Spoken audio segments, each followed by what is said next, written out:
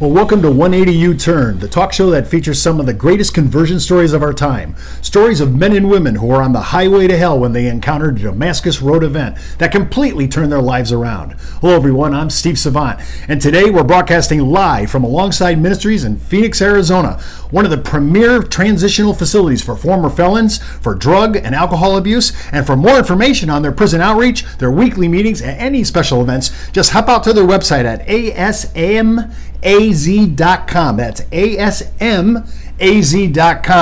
And today, remember, if you want to write me, and I love your emails and all the scriptural exhortations you give me, just keep those theological questions away. I don't want to do that. But if you want to write me, it's steve at 180uturn.com. That's steve at 180youturn.com, and I'll try to get back to you as soon as I can. Today on 180, I'm putting a spotlight on a fantastic conversion story of Darren Cooney. Welcome to the show, Darren. Thank you for having me, Steve. It's an honor and humbling privilege to be here. Well, listen, I like to have people's stories go out so that there's no doubt in everybody's mind, if God can fix Steve, if God can fix Darren, He can fix anybody. Amen. Yeah. And I get this all the time, Steve, after hearing that gal you had on last week, I'm open.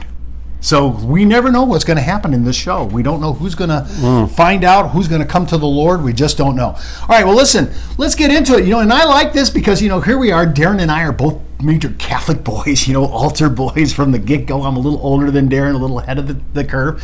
But you were born with 8 siblings, isn't that? Did I understand that correct? Youngest of 8. Oh my gosh! Well, I'm the eldest of 9, so there you go. Okay, and not only Catholic, but Irish Catholic. Yes. I mean, there's Catholic, and then there's means we can pray and drink at the same time. Yes, in the confessional. So you went to Catholic school, so you're a parochial boy. Yes. Right? You went to a private school, Catholic school. I knew about it. I went through that before I went back to public school. It's different. Give me a little for people who have never done any private school or especially religious parochial school. Give us a little difference because you've done both now. Your first hour is always religion. It doesn't matter what year, if you're in 1st grade or 8th grade, religion was always your home group and your first class of the day. Not to mention there's CCD classes, youth groups, and young Americans, and different types of groups that you can be involved with from kindergarten through 8th grade and then into high school. So there was a lot of the extracurricular activities, not just your basic ones, but they all had some kind of Catholicism and a Jesus background. But in public school, none of that. You could barely get a Pledge of Allegiance in the public school. Wow, back in the day. Wow. Yeah. Well, listen, when you're going through, a young Catholic boy like I did, I had to go through my first confession, my first communion. I did. My first confirmation. As well. You did all that. Yes. And when I was back in the day, we were doing Mass in English, by the way. This was still Latin. Think about that. And most of the Mass was high Mass, yeah. So you were introduced to Jesus as a Catholic. Now most people, when I say that, they're going to go, well, wait a minute. Can Catholics know the Lord? What do you think about that? It's a great question. And, to be safe, because I like to say I'm a recovering Catholic just because I learned so much, and my relationship with the Lord now is a relationship, not a belief, not a book, not a tradition, and not a custom. And I learned about customs, traditions in the book, but I also learned that if I have Jesus, why do I need to pray to a saint? And these are the things I struggle with as I turned from grade school to high school as a young adult. But to say yes, you can know Jesus and be Catholic. Absolutely. And I can only speak for myself. I had a God consciousness. I kind of knew about him and so forth, but I don't know about, was I saved? Did I really know him? I don't know. That's a good question. I get it. Now, you went to high school, not very long though, but you did. And you went to one of our famous parochial schools here in Phoenix, Arizona. Brophy, man. It was a very short stint. Yes, it was. My 2 brothers ahead of me, 2 of the 3, went to Brophy, and they graduated. So as a legacy with the last name, they wanted me there as well. But all my friends were at a public school at Sorrel High School, closer to the Catholic church that I was involved with, where my brother was on staff. So it was really, it's either, be in Central Phoenix at Central and Indian School, or be in Scottsdale.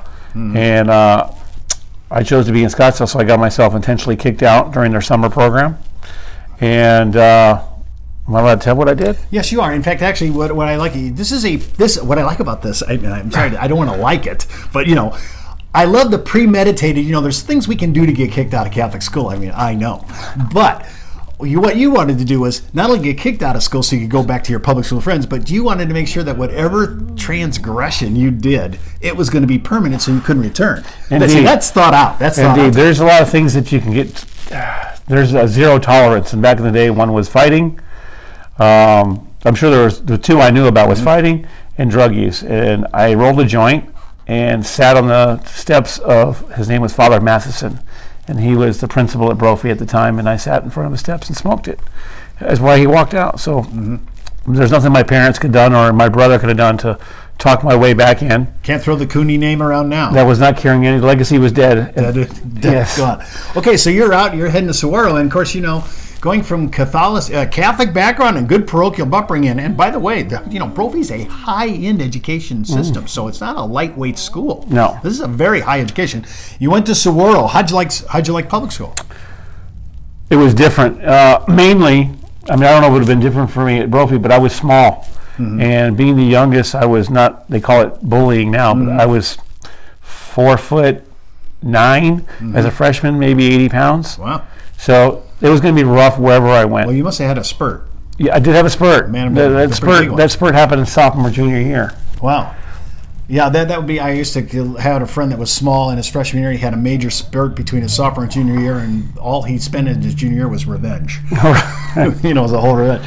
Now, when you went out to Saguaro at 13, you really didn't know anything. It's really not so much the public school that got you into doing stuff. It was your own brothers. It was. I've got a brother that showed me. 13 years old, things started changing, and I was high school, just out of grade school, pre-high school, in that same summer. And my birthday's on the 4th of July, and my brother took me to Papago Mountain, and I smoked my first, he called it a left-handed cigarette. And I came right home and hit the wall, got a knot in the head, and my parents knew exactly what I did and who I was with.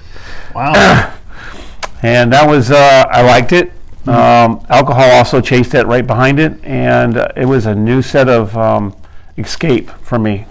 So both your brothers introduced you, one to weed and one to alcohol. Indeed. Yes. Basically what happened. Now, meantime, the good seed, Randy, is still at the parish in the youth, right? Being yes. Youth. And you're still going to that. I just getting involved in that and heavily involved with the youth group.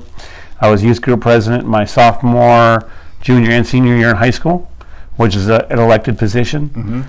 That position also got me some notoriety within that church, and I was elected on the parish council, and I was the only person under 18 to be elected to the parish council, where they make the decisions for the church and budgets and secretaries. You must have a pretty good personality, Darren, to pull this off while you're experimenting in the early days of doing weed and drinking. I don't know. It's like day and night living, right? Indeed. Actually, later I learned it was actually a mask, and wearing these different personalities and lifestyles. But now, do you think that youth group? Do you think they were a spiritual bunch?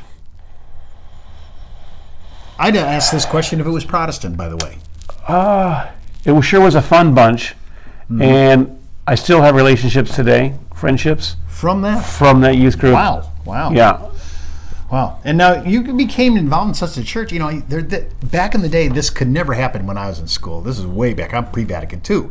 But after Vatican II, they're allowing people to have some participation in what the priest does. So much so that you actually you were giving communion out. I was a Eucharistic minister, and I did that for a couple years as a young adult. And in that time, my grandmother, my mom's mom, married a wonderful man who was very Catholic, and she was not, and she wanted to convert to, and she started doing the classes at 74-ish.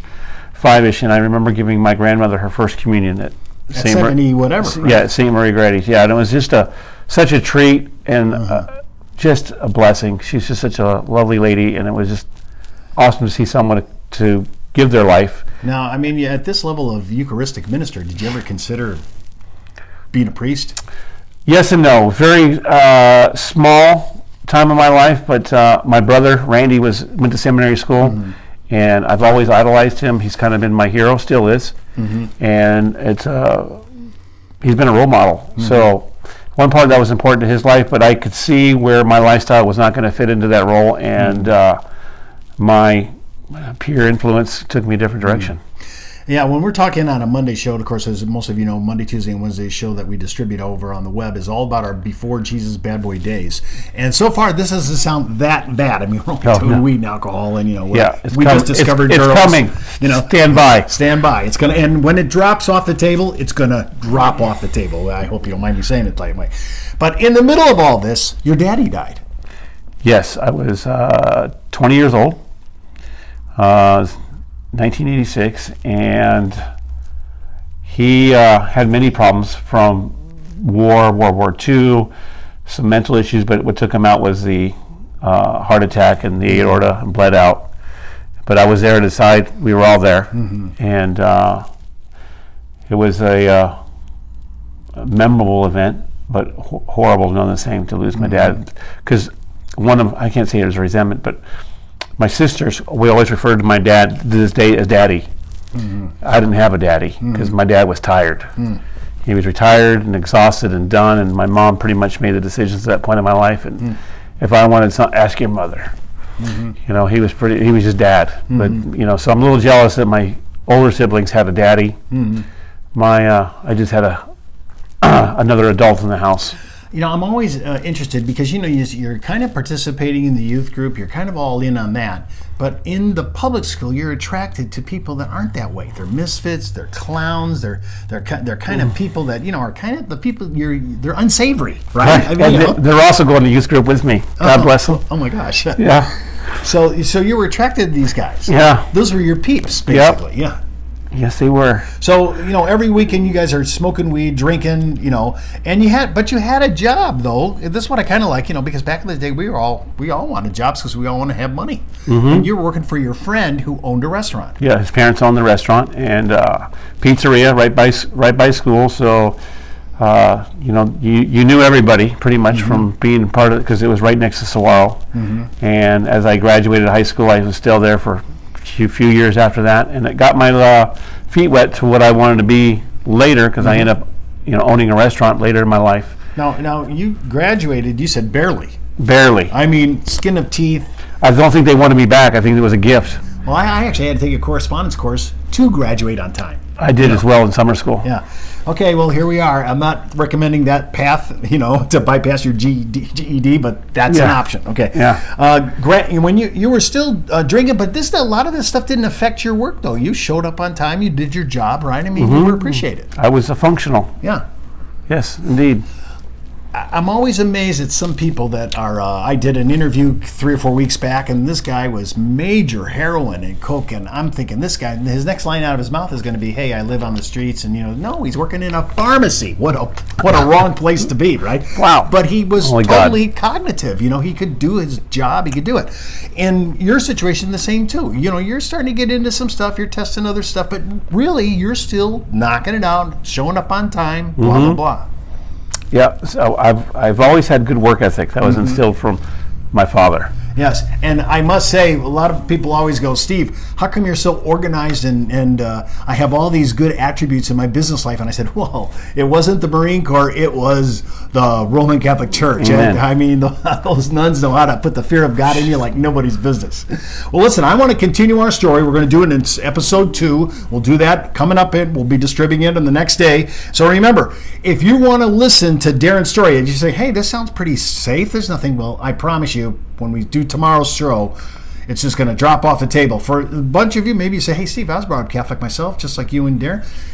This is a time for you to do a good search in your heart. Hey, listen, I need to make a decision here about God. I need to do it. Either I'm going to go to Mass and I'm going to be a believer, or I'm not going to do this. I got to figure out what I'm doing with my Bible. What do I believe? Because believe me, you're going to be tested out in the world. Hey, listen, for more information about the prison outreach of Alongside Ministry, just head out to their website at asmaz.com. You'll see all their meetings, all their special events, and maybe you want to become part of their team and be a mentor and help people out. I'm telling you, I've been in prison ministry for 16 years. It is the way to go. Now, not everybody's supposed to go that way, but I'm doing that way, and Darren loves it as well. Right, Darren? Absolutely. So until next time, remember, I'm Steve Savant, and no one's outside the reach of God. No, not one.